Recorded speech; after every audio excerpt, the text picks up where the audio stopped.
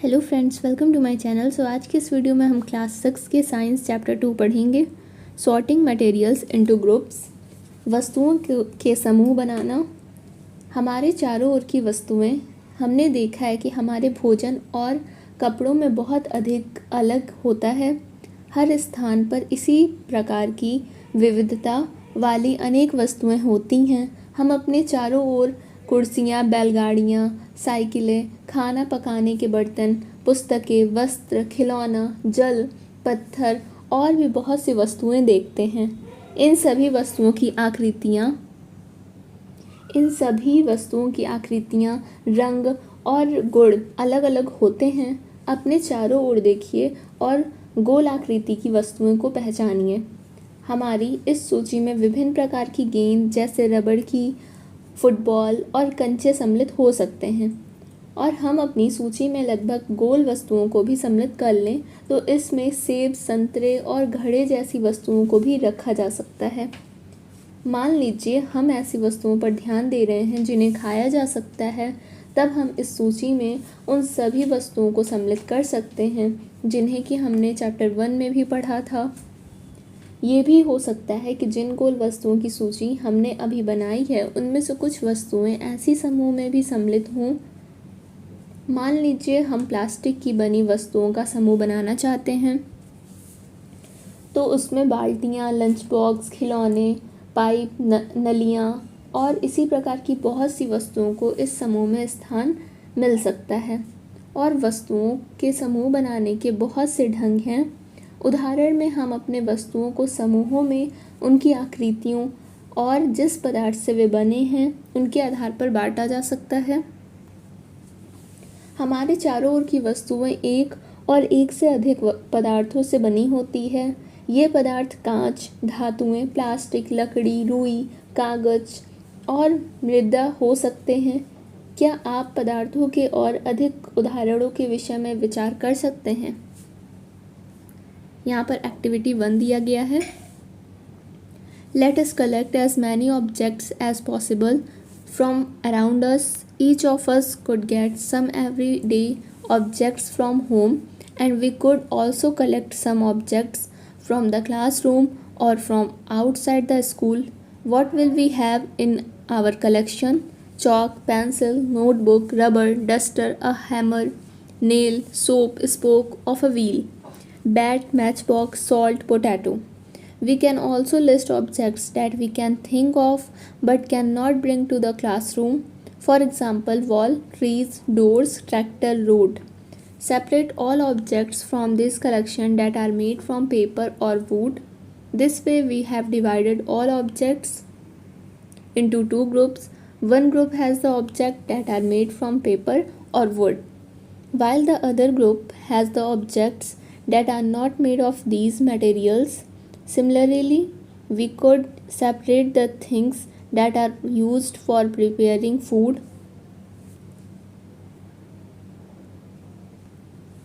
और इन सारी वस्तुओं को अलग करना है जो कागज़ और लकड़ी से बनी हैं। इस प्रकार आप सभी वस्तुओं को 2 ग्रुप में बांट सकते हैं। इनमें एक ग्रुप की सभी वस्तुएं कागज़ और लकड़ी से बनी हैं और दूसरे ग्रुप की सारी वस्तुएं इन पदार्थों से नहीं बनी है। इसी प्रकार हम खाना पकाने में उपयोग होने वाली वस्तुओं को अलग कर सकते हैं। आइए अब हम कुछ अधिक योजनाबद्ध होते हैं और जितनी भी एकत्र की गई वस्तुओं को एक कॉलम में रखते हैं। सारी वस्तुएं जिन जिन पदार्थों से बनी हैं उनको पहचानने का प्रयास कीजिए। इतनी लंबी सारणी बनाना जिसमें जितनी वस्तुएं संभव है उन सभी के बारे में सूचना एकत्र करके लिखना आराम से हो सके। एकत्र की गई वस्तुओं में से कुछ वस्तुएं के पदार्थों के बारे में पता लगाना कठिन कार्य प्रतीत हो सकता है। ऐसे प्रकरणों में पदार्थों की पहचान के लिए अपने दोस्तों, शिक्षक और अभिभावकों से विचार विमर्श कर सकते हैं। इसी तरह यहाँ एक्टिविटी 2 दिया गया है, इसे भी आप कर सकते हैं। प्रॉपर्टीज ऑफ मटेरियल्स, पदार्थों के गुण। क्या आपने कभी ये जानने का प्रयास किया है कि गिलास कपड़े का क्यों नहीं बनाया जाता?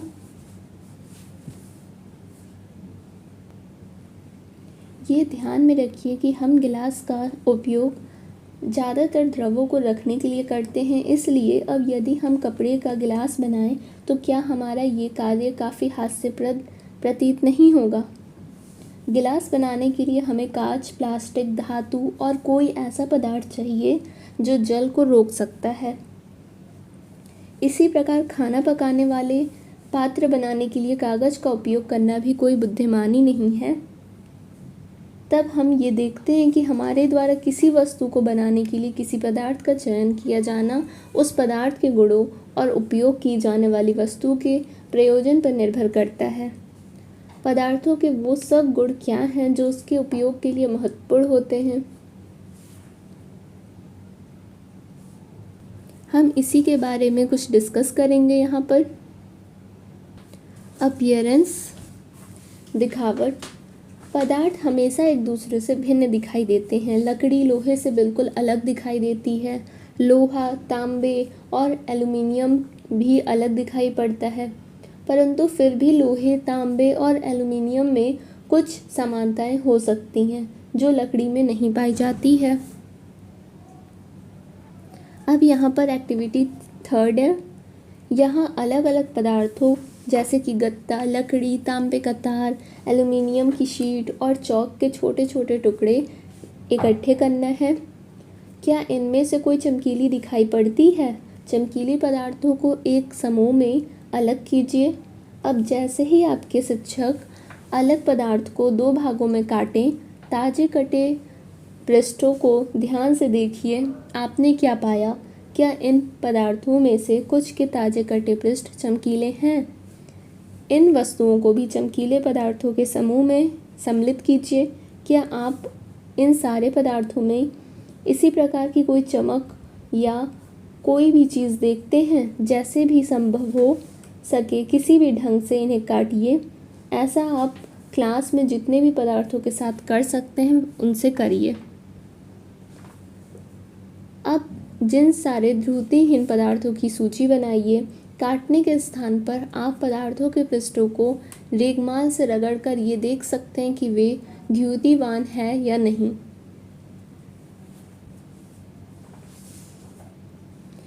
जो भी पदार्थ इस प्रकार की ध्रुति होती है वे हमेशा धातु होते हैं, जैसे कि लोहा, तांबा, एल्युमिनियम, सोना। ये सारे धातुएं उदाहरण हैं। कुछ धातुएं बहुधा अपनी चमक खो देती हैं और निष्प्रभ यानी कि ध्रुतिहीन दिखाई देने लगती हैं। ऐसा उन पर वायु और नमी की अभिक्रियाओं के कारण होता है, इसलिए हमें केवल ताजे कटे पृष्ठों पर ही द्युति दिखाई देती है।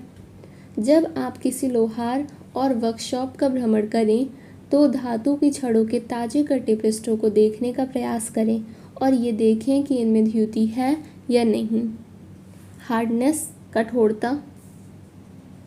जब आप अलग पदार्थों को अपने हाथों से दबाते हैं तो उनमें से कुछ को दबाना, संपीड़ित करना कठिन होता है, जबकि कुछ अन्य आसानी से दब जाते हैं। धातु की एक चाबी लीजिए और इससे लकड़ी, एल्युमिनियम, पत्थर का टुकड़ा, कील, मोमबत्ती, चौक और कोई पदार्थ या वस्तु के पृष्ठों को खरोंचने का प्रयास कीजिए। आप कुछ पदार्थों को आसानी से खरोंच सकते हैं, जबकि कुछ पदार्थ को इतनी आसानी से नहीं खरोंचा जा सकता। वे पदार्थ जिन्हें आसानी से खरोंचा जा सकता है वो कोमल पदार्थ कहलाते हैं, जबकि और पदार्थ जिन्हें आसानी से खरोंचना संभव नहीं है वे कठोर पदार्थ कहलाते हैं। जैसे कि रुई और स्पंज कोमल हैं, जबकि लकड़ी कठोर है। दिखावट में पदार्थों में विभिन्न गुण हो सकते हैं, कठोरता, खुरदुरा और चिकना होना। क्या आप अन्य गुणों के बारे में सोच सकते हैं जो किसी पदार्थ की दिखावट का वर्णन करते हैं?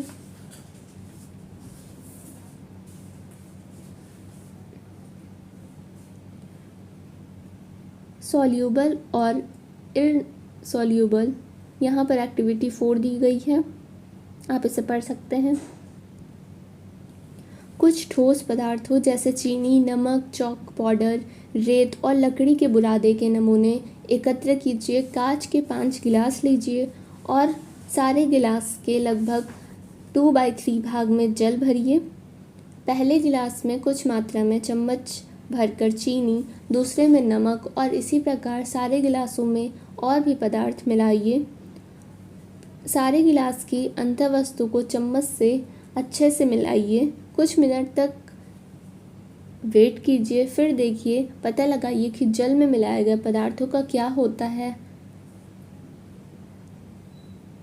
और आप ये पाएंगे कि कुछ पदार्थ जल में पूरी तरह से मिल गए हैं, घुल गए हैं या विलीन हो गए हैं। हम ये कह सकते हैं कि ये पदार्थ जल में विलय हैं और पदार्थ जल के साथ मिश्रित नहीं होते और काफ़ी समय तक गिलास में वैसे ही रहते हैं, जो जल में लुप्त भी नहीं होते। ये पदार्थ जल में अविलय हैं। चूँकि जल बहुत से पदार्थों को विलीन कर सकता है, इसलिए हमारे शरीर के सभी कार्यों में इसकी एक महत्वपूर्ण भूमिका है। क्या द्रव्य भी जल में विलीन हो जाते हैं?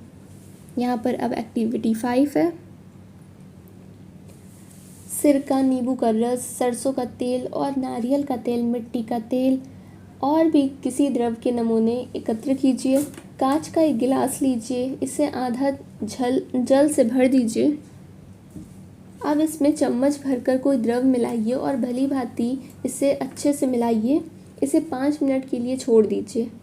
फिर देखिए कि क्या ये द्रव पानी के साथ मिश्रित हो जाता है। जितने अधिक अन्य द्रव आपको मिल सके उन सभी के साथ ये प्रयोग करिए। हम ये देखते हैं कि कुछ द्रव पानी में पूरी तरह से मिश्रित हो जाता है और कुछ अन्य द्रव पानी में मिश्रित नहीं होते और कुछ समय तक ऐसे ही छोड़ देने पर अपनी पृथक परत बना लेते हैं। इसी प्रकार कुछ गैसें जल में विलय हैं जबकि और नहीं हैं। सामान्यतः पानी में कुछ गैसें थोड़ी मात्रा में विलीन होती हैं। उदाहरण के लिए जल में विलीन ऑक्सीजन गैस जल में रहने वाले जंतुओं और पादपों की उत्तरजीविता के लिए बहुत महत्वपूर्ण रखता है। ऑब्जेक्ट्स में फ्लोट और सिंक इन वाटर, वस्तुएं जल में तैर या डूब सकती हैं। आपने एक्टिविटी 4 करते समय ये ध्यान दिया होगा कि पानी में अविलय ठोस जल से अलग हो जाते हैं और एक्टिविटी 5 में भी आपने कुछ द्रवों के साथ ऐसा ही देखा होगा। इनमें से कुछ पदार्थ जो जल में मिश्रित नहीं हो पाते, वे जल के ऊपर आकर तैरने लगे थे और डूबकर गिलास की तली में पहुंच गए थे। क्या ये सही नहीं है? हम ऐसे बहुत से उदाहरण देखते हैं जिनमें पदार्थ पानी में तैरते रहते हैं या डूब जाते हैं। देखिए, इस फिगर में दिखाया गया है some objects float in water while others sink in it. और किसी तालाब की सतह पर गिरी सूखी पत्तियां व कंकड़ जो आप इसी तालाब में फेंक देते हैं, शहद की कुछ बूंदें जिन्हें आप गिलास के जल में डालते हैं, इन सब का क्या होता है? बूझो ये चाहता है कि आप उसे जल में तैरने वाले और जल में डूबने वाले पदार्थों के 5-5 उदाहरण दें। ये सारे द्रव जैसे तेल में यही पदार्थ तैरते हैं या डूब जाते हैं। इसे देखने के लिए आप किस प्रकार से परीक्षण करेंगे?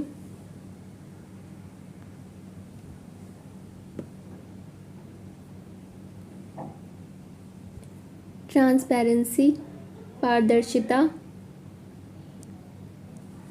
आपने हाइड एंड सीक का खेल तो खेला होगा।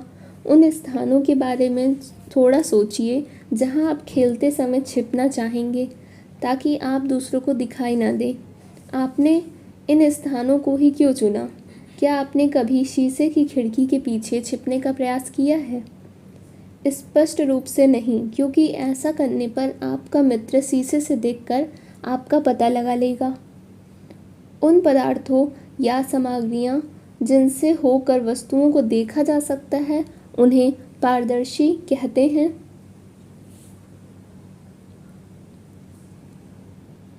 आप इस फिगर में देख सकते हैं कांच, जल, वायु और कुछ प्लास्टिक पारदर्शी पदार्थों के उदाहरण हैं। हमेशा दुकानदार बिस्किट, मिठाइयाँ या और भी खाद्य पदार्थों को कांच या प्लास्टिक के पारदर्शी बर्तनों में या पात्रों में रखना अधिक पसंद करते हैं ताकि खरीदार इन चीज़ों को आसानी से देख सकें। ऑन द अदर हैंड, कुछ ऐसे पदार्थ भी हैं जिनसे होकर आप वस्तुओं को नहीं देख सकते। इन पदार्थों को अपारदर्शी कहते हैं।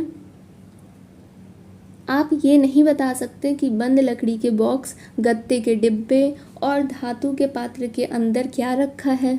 लकड़ी, गत्ता और धातुएं अपारदर्शी पदार्थों के उदाहरण हैं।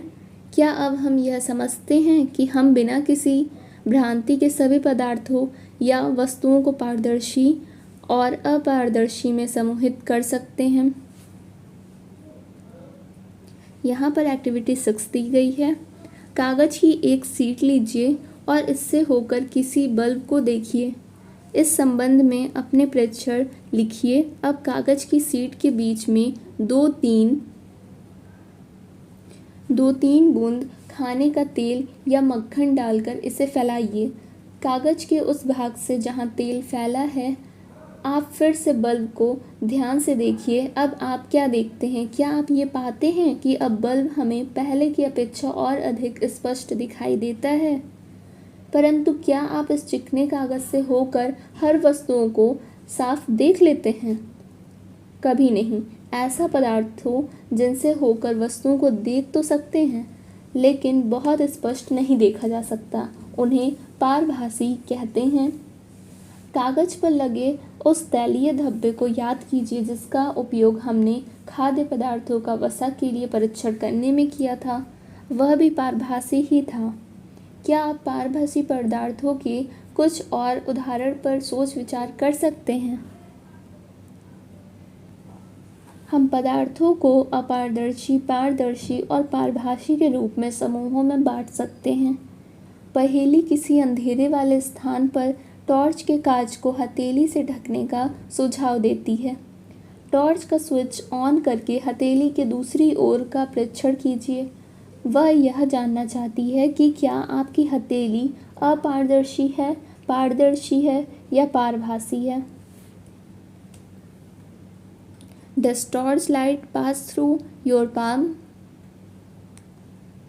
हमने ये सीख लिया कि पदार्थों की अपनी अलग दिखावट होती है और इनके पानी और अन्य द्रवों में मिश्रित होने के ढंग भी अलग अलग होते हैं। वे पानी में तैर या डूब सकते हैं या पारदर्शी, अपारदर्शी और पारभासी हो सकते हैं। पदार्थों का समूहन उनके गुणों में समानताओं या विभिन्नताओं के आधार पर किया जा सकता है।